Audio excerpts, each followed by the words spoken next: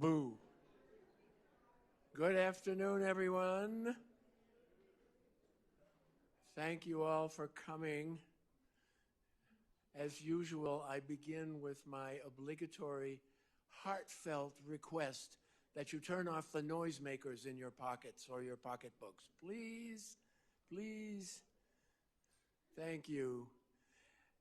Well, as we celebrate the 250th birthday of the United States of America, and we delve into the history of this country, one of the forms of history that we delve into is our Constitution and the founding ideals on which this nation was built. And certainly one of the most important of those founding ideals was religious liberty. And Thomas Jefferson said that there should be a wall of separation between the church and the state. And the question is, what's happened to that wall? Is there even a veil of separation left? These are important questions. In fact, they're very contentious questions right now. As you well know, religion and politics, one of the most contentious issues of our time. But we need to talk about it. And we need to know what the Supreme Court in particular is saying about it. And there's no one I can think of that would be better equipped to tell us the answer to that than our speaker today, Marci Hamilton, who is herself a former law professor, now a professor at the University of Pennsylvania. You can see she has one of the longest titles in all of academia. And she's a graduate of the Penn Law School. She clerked for Justice Sandra Day O'Connor. She has argued very important cases before the courts, including the Supreme Court. She has written extensively about religious liberty and devoted much of her personal life to trying to help achieve some semblance of sanity in a world of religious conflict. So we are delighted that we can hear from her today. Please join me in welcoming Marci Hamilton.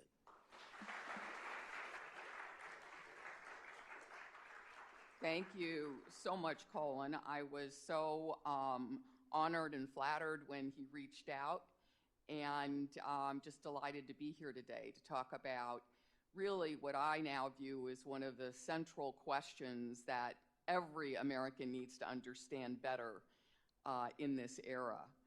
So let me first start by, before anybody's phone rings, I'll tell you that when I was arguing a case at the Pennsylvania Supreme Court, I was in the back waiting to go up for the oral argument, and my co-counsel was sitting next to me, and all of a sudden his phone starts ringing, and he can't get it out of his jacket pocket, like it's stuck. And so he races out of the room, and the big doors slam. Within seconds, my phone goes off. So I race out of the room. And so then eventually they call our case, and we go up, and I go up to the lectern, and the Chief Justice asks me if my phone's okay. My clients were in the room, so thank God we won. I didn't get in trouble for the phone. So today I'd like to start by talking a little bit about how I ended up being the world's leading expert on religious liberty and religious actors that break the law.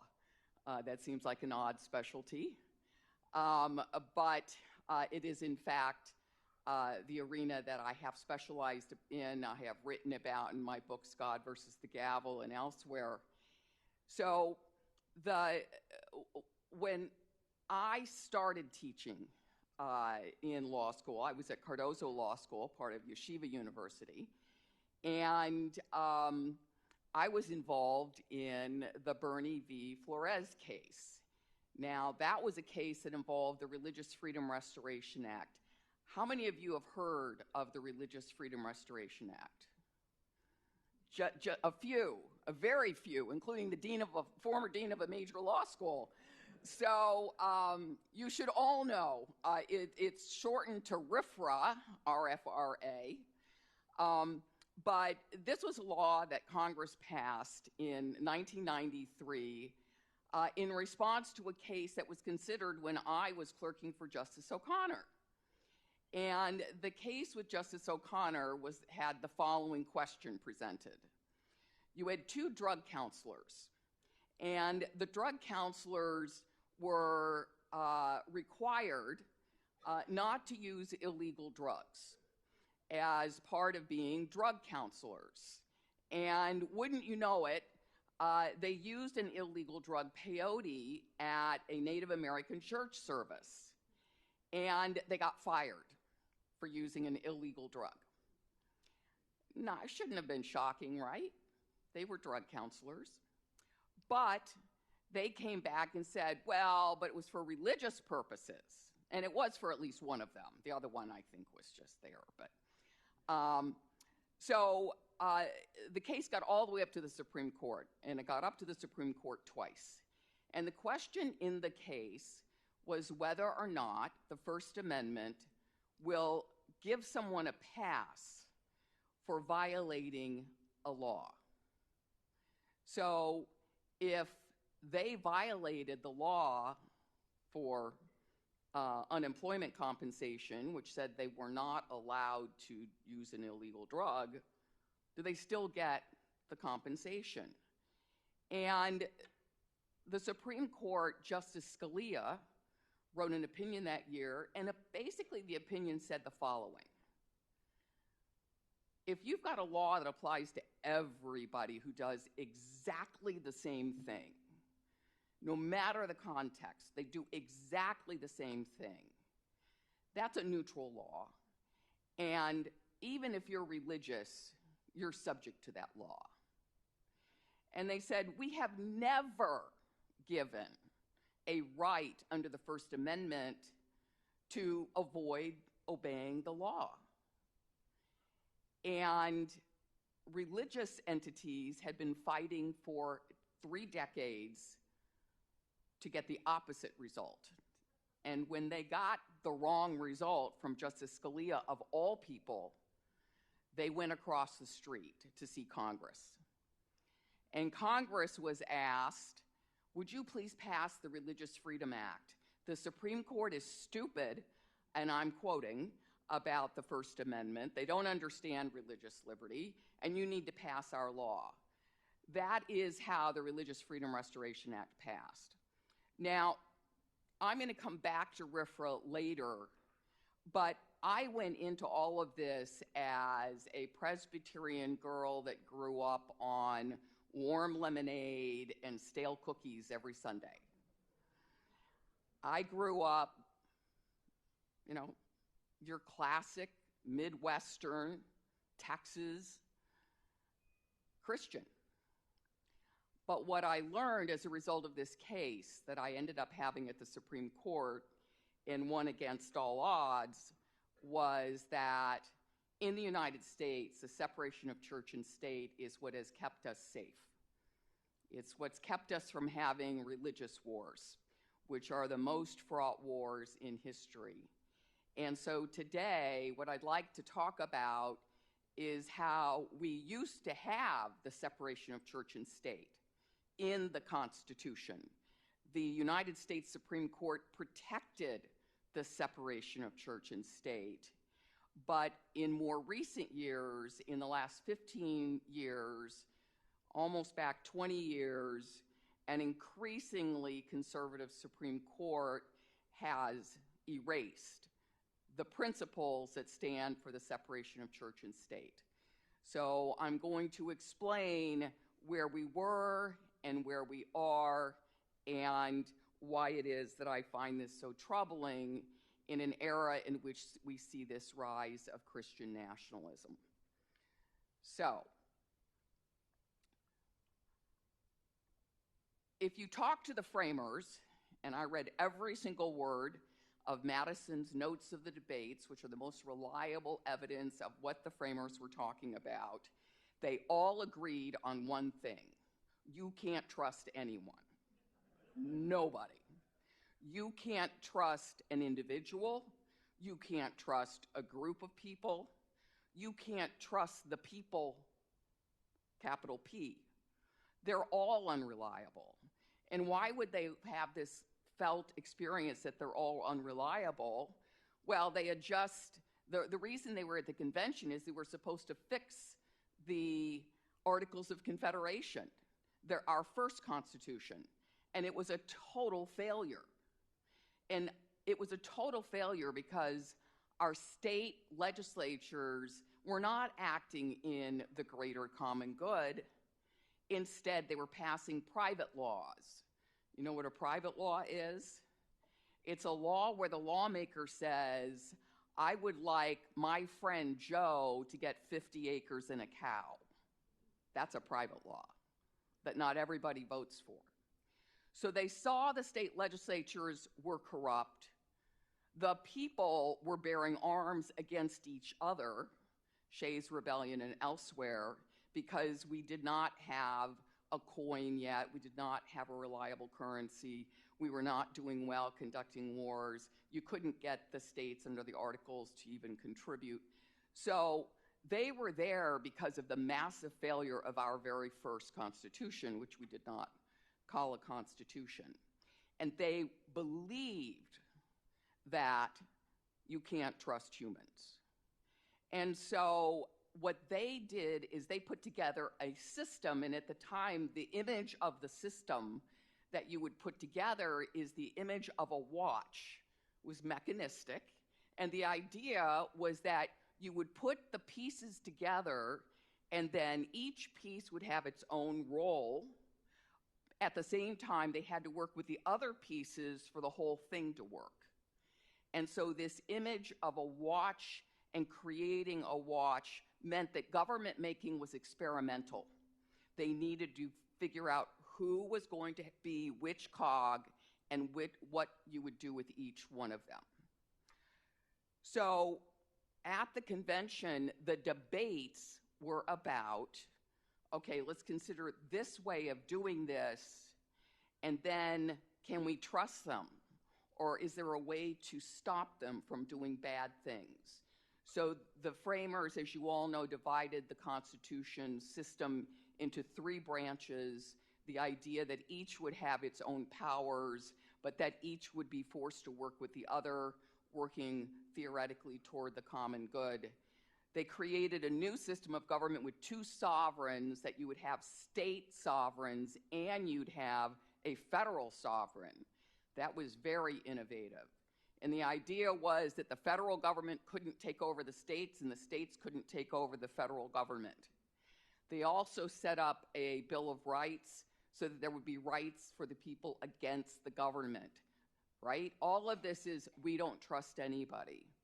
But what does not get talked about in public discussion enough is that they also did not trust religion when it was united with the power of the state.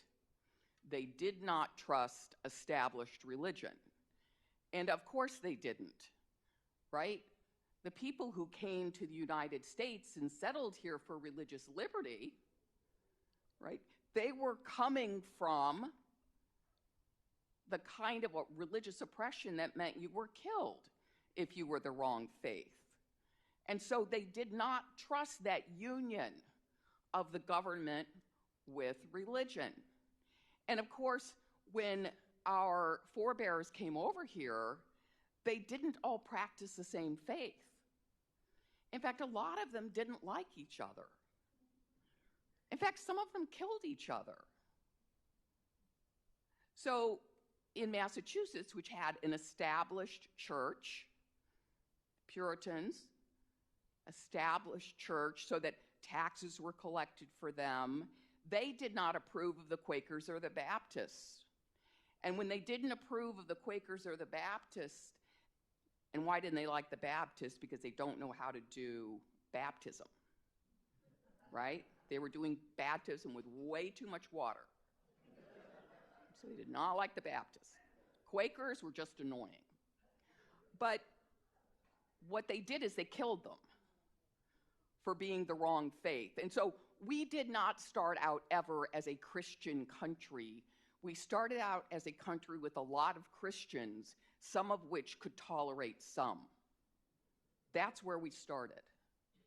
And that is something the American people need to understand. Diversity is where we started. Difference is where we started. We did not start with kumbaya and we all agree exactly on how to worship. Not to mention, Jews were here well before many of even the later Christians. So what's happened, unfortunately, at the Supreme Court is we've had a paradigm shift. And up until about, as I said, about 15, 20 years ago, the idea was that you needed to separate power between church and state.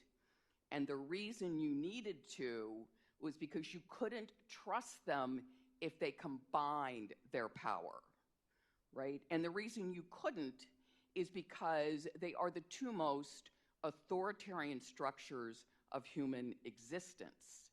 And so if you give them the capacity, each one, to join the other, or you grant the dream of the Christian nationalists right now that they control government content, right? If you do that, you get tyranny because you don't have anything checking the power of either. And so it comes up from the separation notion comes out of this concept of you can't trust anyone. Right? Now, you wouldn't need the separation of church and state if religion was always pure, right? If it was just a benevolent God, then we might be talking about something else. But we're talking about humans, and because of the fact that the unity of church and state, history tells us, is dangerous, you need separation. And so let me explain to you the three ways in which the sitting Supreme Court has removed separation and instead made that part of the First Amendment a weapon for religious believers to avoid the laws that apply to everybody else. So there are three ways to get rid of separation in the United States. One is to open the door to government funding of religious mission and education. So funding for religious mission was banned for a very, very long time in the country. And there was a great deal of care to make sure that any government funding that would land in religious coffers would do so only in the most neutral way and not be the government choosing that religion or the government choosing religion. That door has been opened. Those funding streams are now extraordinary to the point that the next major argument at the court for you to follow, they haven't taken this case yet, but they will, is whether or not taxpayers are required to support parochial schools. That's the next question. That was unthinkable 15 years ago, absolutely unthinkable.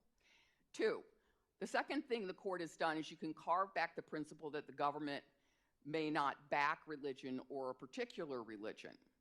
So we had very clear cases in which the government was not allowed to stand behind a particular religious viewpoint and to support a particular religious viewpoint, particularly in the schools. That has been rolled back. And then the third thing that's happened is both with respect to separation and religious liberty, but there is now a theory at the court that religious believers are most favored citizens. So if anybody can do something, you have to let the religious believer do it. And so what that creates is a level of privilege that we have never seen before. So how do you open up the funding? It started in 1995, and this was a case, Rosenberger. So you had a case in which the University of Virginia, it's the government, so the First Amendment applies, had a request from Awake. Awake was a proselytizing magazine.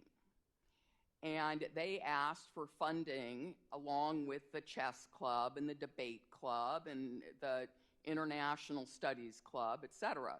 And the university said, we are not allowed to support a particular religious viewpoint.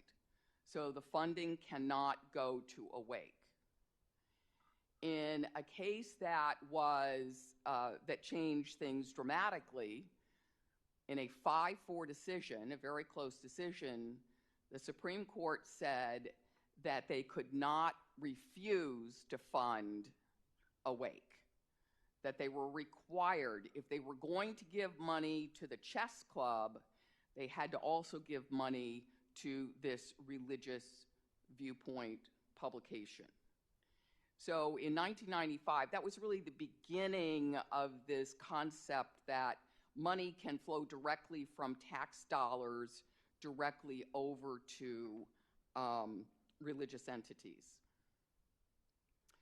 But for a minute, I want to go back to the framer of the First Amendment, James Madison. What did James Madison think about tax dollars being used to pay for Christian education? Because that was proposed in Virginia, in his Virginia. He wrote the Memorial and Remonstrance Against Religious Assessments. And he said that it would corrupt their society if all of a sudden you would have the government collecting dollars which were then going to be given for religious education. And the reason is because the citizens who held a different belief would be supporting a competing religious belief. So he actually said not one penny ever should go from tax money to support direct religious belief. So in this, he said, instead of holding forth an asylum to the persecuted, imposing taxes to fund Christian education is a sign of persecution.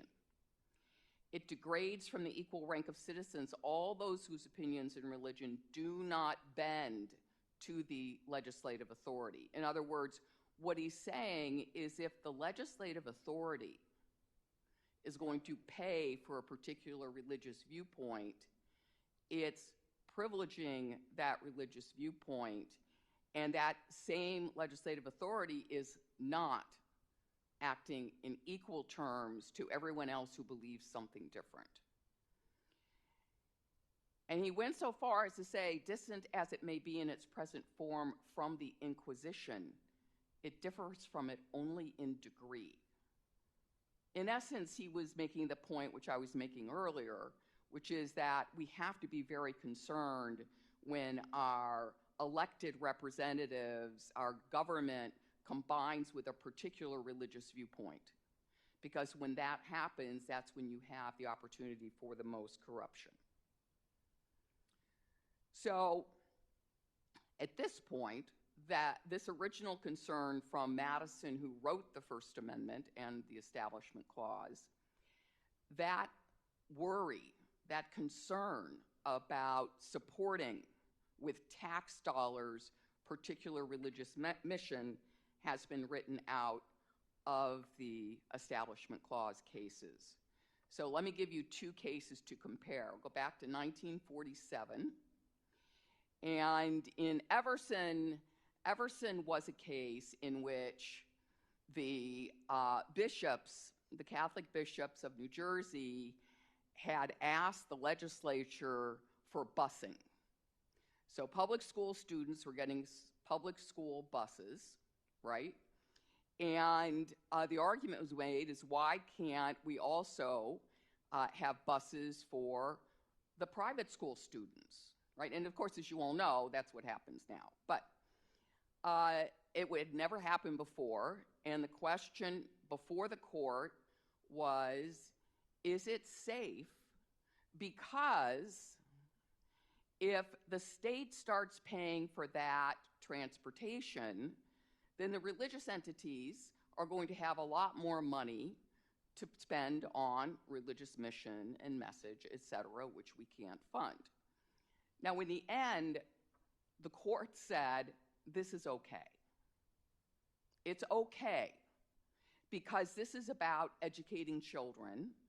So there's that neutral reason we would do it for everybody. And then the court said, and by the way, we don't expect there to be many requests for such funding. Well, you can put together, and I've done it, you can put together the list of requests from religious entities for state funding, and it is lengthy. And the court really had struggled for a long time. I mean, at one point, maps were the state could give them a map, but they could not give them a globe, or honestly, or the other way around. It just didn't make any sense. At this point, states routinely give the secular textbooks to all religious schools in the state. And they routinely give even from the federal government computers, et cetera, et cetera. So the point being, the court wrote this beautiful opinion in which they talked about the fear of uniting the government funding with religious entities, and then was so certain that this would be on the outer edge and it wouldn't happen again. But of course, once a lobbying door is open, it rarely closes. After I won the case I was talking about at the Supreme Court, I used the phrase religious lobbyist. This was 1997. I used that phrase in a publication, and I had someone call me and say that was deeply offensive. And I said, no, it's factual. Even clerics can be lobbyists. And so what happened with Everson is there's tons of stuff that's being paid for by government for religion, but there were barriers and there was slow going, and the court was very concerned about that kind of funding. Whereas 3 years ago, in Carson v. Macon, the Supreme Court held that if you're going to give money to public schools in the state of Maine, then you must also give it to private religious schools. And that denying those funds to private religious schools would, in fact, violate their constitutional rights. So we've gone from a system in which public funds are used for public schools. I mean, that's what we all expect. But as the barriers have come down to these funding issues, it's now an argument that I do think 6 members of this United States Supreme Court will embrace, that there must be public support for private religious schools if there's also public schools, and so that we're going to see charter schools that are parochial schools fully supported by the tax dollar. So that is a major end to what was a meaningful separation. Now, the reason I told you about all the religious schools coming back and asking for so much more is because you've got to understand that the floodgates are now open, right? If, in fact, the argument is that all private religious schools heretofore paid for by private tuition, if they're going to now be mandated to be paid for out of tax proceeds, you now have an extraordinary set of questions about whether or not the public school systems can persist, how to choose between the religious schools that are going to be funded, et cetera. So we're in a very different position, and the difference is that it favors religion. That's the difference. And the separation of church and state has disappeared. The second principle is that we used to see was that the government may not back religion or a particular religion, and that has been carved back dramatically. So in 1992, there was a case about a middle school And at the middle school graduation, they did, a non-denominational religious prayer, basically a Judeo-Christian prayer. So, and this was during the graduation ceremony. The Supreme Court considered the facts and said that it was unconstitutional for the school to sponsor this prayer and this member of the clergy because it disenfranchised those students who were not religious. And it alienated those students who were not religious, and they couldn't just skip graduation to avoid from that effect. We had a similar case, but it was in the football context, which happened as follows, the Santa Fe case in Texas. So Texas, as you can imagine, I was born in Dallas, so I can say anything I want about Texas, but in the Santa Fe School District case, they had a deal where you could sign up and you could read a prayer over the loudspeaker before a game. And it was supported by the school. The school organized it, the school arranged it, it was over the school PA, etc. The Supreme Court said, like Levy-Weissman, they said, look, the school itself cannot support a particular prayer. So that is unconstitutional. This is one of my favorite stories. So in Alabama, they heard about that, ruling, that they were no longer going to be able to have a prayer read to their God before the football games, and they were very worried about the outcomes. And so they agreed that they would not have one person, but they still kept in the program a line that said prayer. And so at the moment in the program when normally someone would have stood up and led a prayer, they all did it simultaneously. Yeah. So they said, well, the school didn't do it. It was all private. Proving why you don't want a school to sponsor prayer, because of course the kids who were not believers in that particular prayer, which was very fundamentalist, were offended. But that's the America we live in. Now, so the court was really concerned for many years about keeping the government from standing behind any one particular religion and having any government entity force religion on anyone or be coercive toward anyone. But again, in 2022, 4 years ago, we had a high school football coach. The high school football coach was evangelical. And at the end of a game, on the field, he would ask his team and anyone else who wanted to join him for prayers.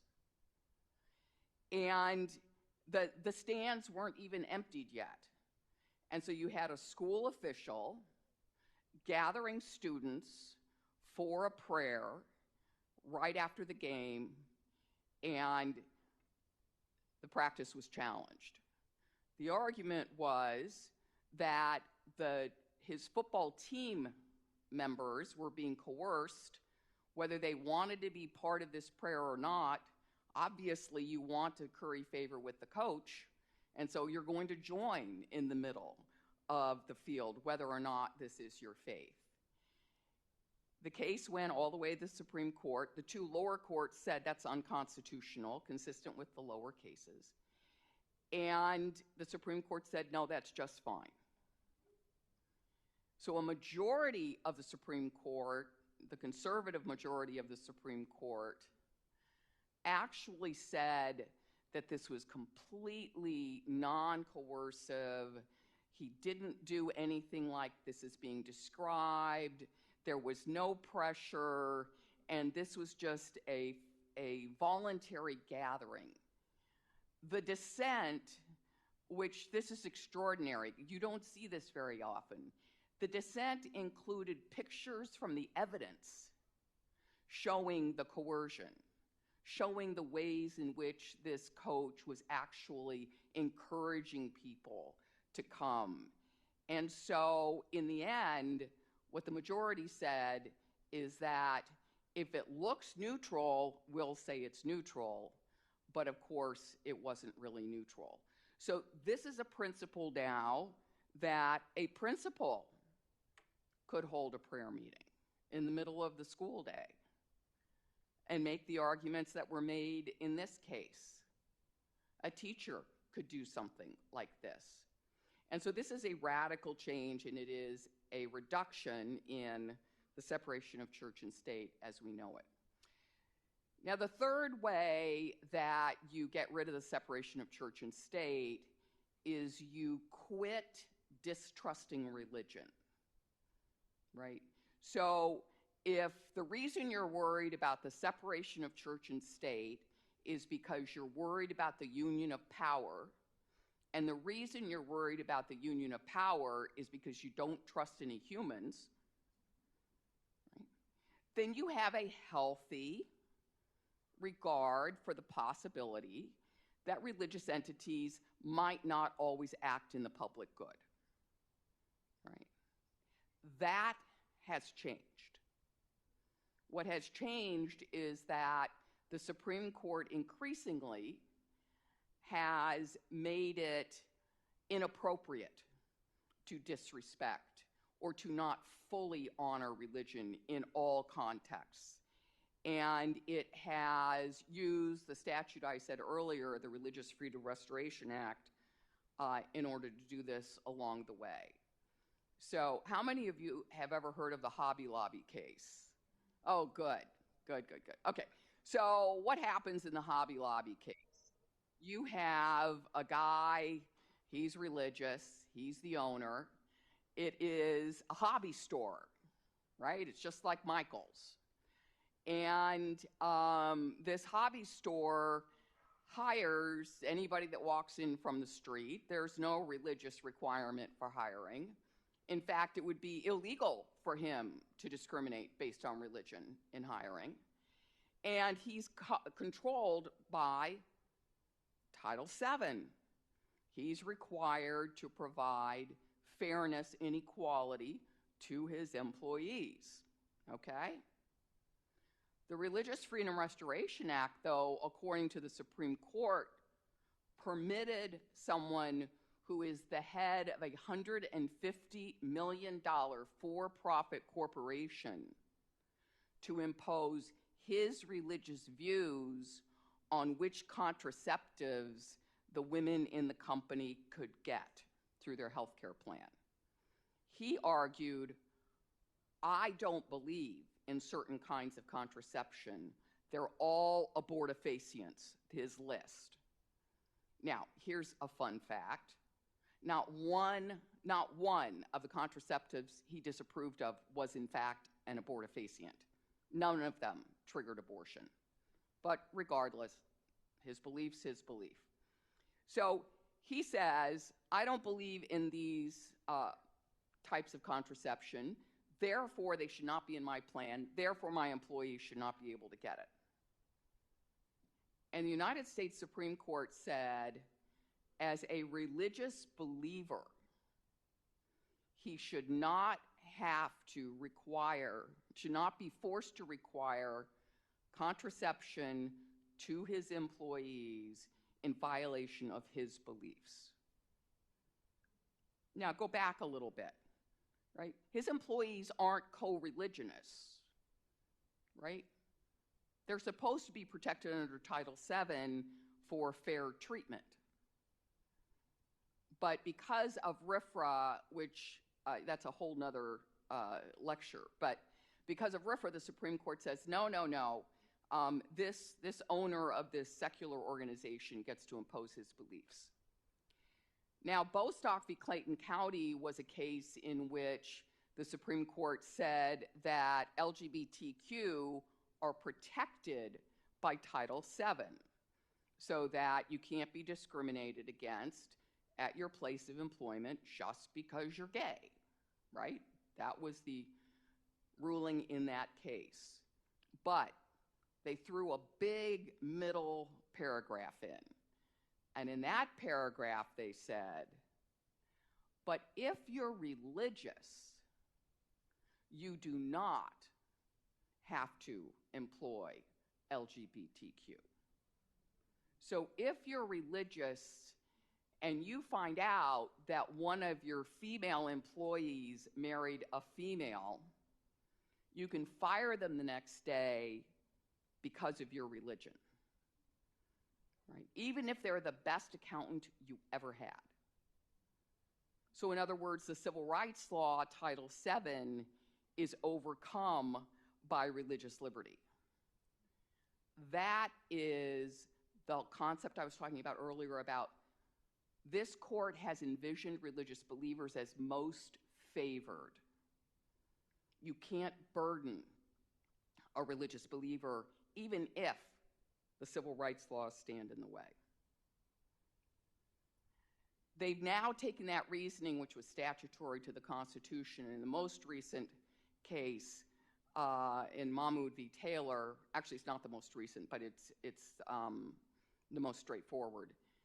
In that case, there was a program in a public school for reading books about LGBTQ parents, and about having two daddies, those kinds of books, kids' books.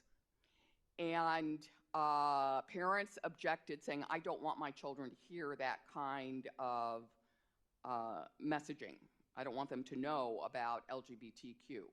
So as religious parents, we should have the right to pull our children out of those meetings. And so the Supreme Court said that religious parents and as religious, have an extremely strong right to keep their children from anything in the public school system that will offend the parents' beliefs. And so, to this day, you have school districts where you have kids of gay parents, and if a book is going to be read about two daddies, then other children have to be excused because it's inappropriate. That is a new way of thinking about this, right? Let's go back to my friends, the peyote users, our Native American church attendees. In that case, the Supreme Court said everybody has to obey the same law if it applies to everybody else. There is a community, and the community, everybody has to obey the law if it's neutral for everybody. That is no longer what the Supreme Court is saying. The Supreme Court is now saying, well, if you're religious, you're special. And so if you need to break the law, then that's okay. If you're not religious, too bad, you still can't run a red light. So we are at the end of my prepared remarks, and I want to thank you for your attention, and I hope I made you a little worried.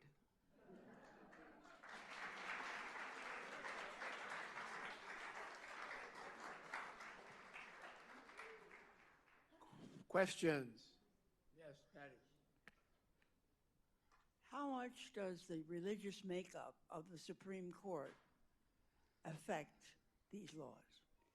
So the question is how much does the religious makeup of the Supreme Court affect what's going on? And the answer is we have 6 conservative Catholics. Now, Gorsuch is a practicing Episcopalian, but he was raised conservative Catholic. They all have the same set of beliefs. And the fact you have 6 Catholics is a huge problem. And I'm not saying this I did an op-ed for the LA Times on this, when it was just 5 Catholics. I don't think the American people understand. There is not even an evangelical on the court. It's 6 Catholics and 2 Jews and, Protestant. So it is a problem when you have like minds on the court. And that's why there is no more Roe v. Wade. Yes. So all this implies that there is a definition of what constitutes a religious belief and what constitutes, say, animism or utilitarianism or the many other ways of having a belief system that is not on the surface religious. Do they ever define religious beliefs in any of these decisions?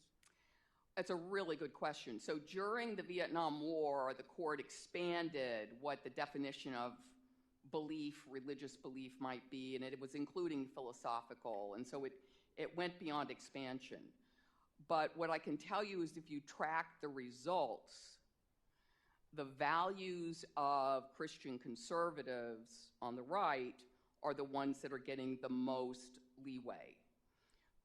So anti-LGBTQ, anti-abortion are the leading factors in these cases. Now, why would I say that, and how is it the Supreme Court can do that? It's because the Supreme Court chooses all of its own cases.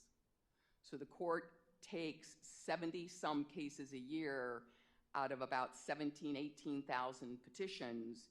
They pick the ones they want to decide. It's not an accident that they have a series of LGBTQ and transgender cases all at once. And if you read those cases, they do read as much as a religious viewpoint as a secular viewpoint. So especially discussions of transgender, the implication that there is nothing but two genders, the end of the discussion. I'm Jewish. When I went to school, they read the Bible. We had Christmas carols, and I would suspect most of the people in this room had the same experience. So this is nothing new in our country. It just seems to me that the justices on the court determine where we're going. You said 6 Catholics. I have nothing against Catholics, but it seems like a disproportionate number of Catholics on the court. Well, since you went to school, I'm just making a presumption, but since you went to school, the United States Supreme Court held that there can be no prayer in public schools. So that actually was legal until it was unconstitutional. The religious right with political power right now is very much opposed to that and very much wants to see two things happen. They want to see the 10 Commandments in every school, and they want to see prayer restored to principles. So, but I have nothing against Catholics. I married one. But it is extraordinary. There is no majority religion in the United States. Not one religion has a majority of the American public.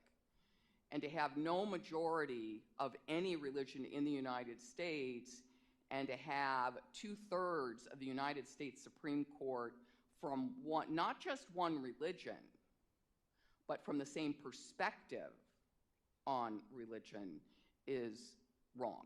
And it's because of the interest groups in the Republican Party controlling the president's elections. But that's Leonard Leo, and that's another set of issues.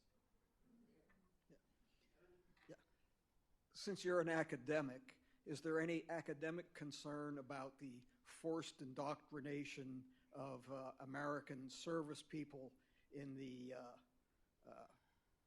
conservative and Christian nationalist doctrine that many are forced to listen to? Yeah, it's a real problem in the military. It's become an increasingly large problem. In fact, I'm glad you raised that.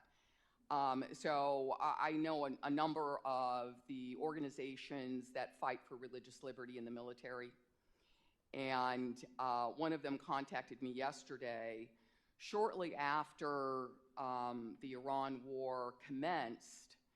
There were briefings that were held by the higher-ups of their troops, and it was reported by many that many of those briefings started out by saying that the soldiers should be thrilled and happy because they knew that Iran is the place where we start the movement toward Armageddon and the apocalypse, and that the rapture would not be far away. This is coming from inside the military, directly from Hegseth, who is not an evangelical. He's an evangelical fundamentalist radical. He does not believe women should have the right to vote. So yes, there's huge concerns in the military about the suppression of religious liberty and diversity if you're not an evangelical. My question is, you referred to the reading of certain books that parents could have their children taken out. Therefore, it seems to me, parents could pull their children out of science classes that are teaching what they don't like. Has that come before the court, or are you assuming it will be? Well, there's been a long series of cases on whether or not the states can force the teaching of creationism, or it gets a new name every decade, but we'll call it creationism. The teaching of creationism as opposed to evolution. The vast majority of the cases have said that evolution is the science that is to be taught, and that creationism is a religious viewpoint which the government may not teach. Now, having said that, there are textbooks in some of the southern states in which they refer to the competing theories of evolution, and one of the competing theories of evolution is creationism. That's clearly unconstitutional, but it's not being enforced. Additional questions? Oh, yeah, Marty. I'm just curious. Religion in many cases is a very subjective thing. You could have 5 people in the family, all on the surface the same religion, and 2 of them sincerely believing something is wrong, is taught by that, and 3 of them, they would never even thought about it until it was to their advantage to assert that. Is there any lower court factual exploration as to whether the objection is based on a sincere religious belief, or is it just stipulated that if they claim it, it's a religious belief? This is a really smart audience, Colin. You were right. No, I appreciate that. Now, so that's an excellent question. So traditionally, yes, you can challenge the sincerity of someone who's claiming a religious liberty privilege. So let me give you a good example. All right, let's say that we have our friendly Baptist in prison, and when they go to dinner, they notice that the Jews eating kosher food are getting a lot better food. It's fresher, it looks better, and there's less of it, and so it's not just a bunch of slop. And so they then go to the prison and they say, I'm converting. And the prison says, okay, how long will you need to convert? And they said, no, I converted overnight. And then the prison will say, well, you can't really convert to Judaism overnight. It's a process. No, that's the way I practice Judaism. So I now get kosher food. So the prison can then say, we challenge your sincerity after the person has said, I can only eat kosher food because I'm Jewish, etc., because it turns out that at the commissary, the guy buys pork rinds every day.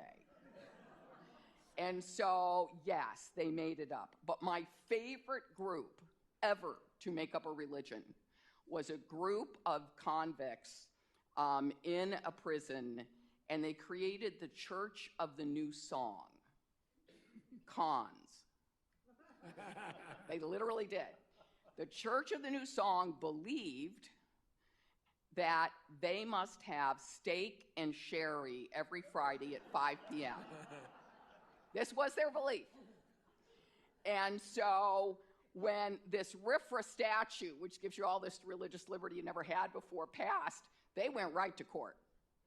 And when the first court to look at them said, you got to be kidding. I mean, you named yourself Cons. No, You're not real. You're pulling my leg. So then they went back to prison and they created feasts. And all of a sudden they had feasts and celebrations, all part of being part of the cons. And they went back to court and they were each questioned. So when is the feast of X? And of course, none of them had the same date or time or even what you ate. But the court said, you have developed such rituals and such attention to ritual that this may well be a religion. And so the cons are now a religion. They do not get steak and sherry. They don't get it. Other questions? Marci, I have a question for you, which is this. You've devoted a very large part of your life to protecting the young children who were victimized by sexual abuse by, among others, clergy. Yeah. And you've done that primarily, I guess, by getting state legislatures to get rid of statutes of limitations so that these pedophiles can be prosecuted years later. How does that relate to everything else you've talked about and what you've been doing?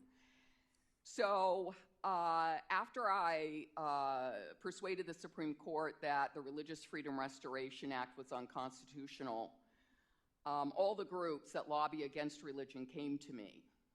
Remember, I was the Presbyterian that, I'd gone to Sunday school. I was a really good girl from the Midwest in Texas. And they educated me in the harm that had been done to children. And I became an expert, as I said, and started tracking religious groups that break the law, whether it's faith healing and they let their children die, or sex abuse or anything else. But when the sex abuse scandal hit in 2002 with the Boston Globe story, it literally fell in my lap. I was the only law professor in the United States that was publicly criticizing religion. And so I was asked to do the First Amendment arguments for many of the cases involving clergy sex abuse. And starting with that, I never was able to walk away from it. Thank you. Are there any other questions? If not, let's thank Marci for a great presentation. Thank you.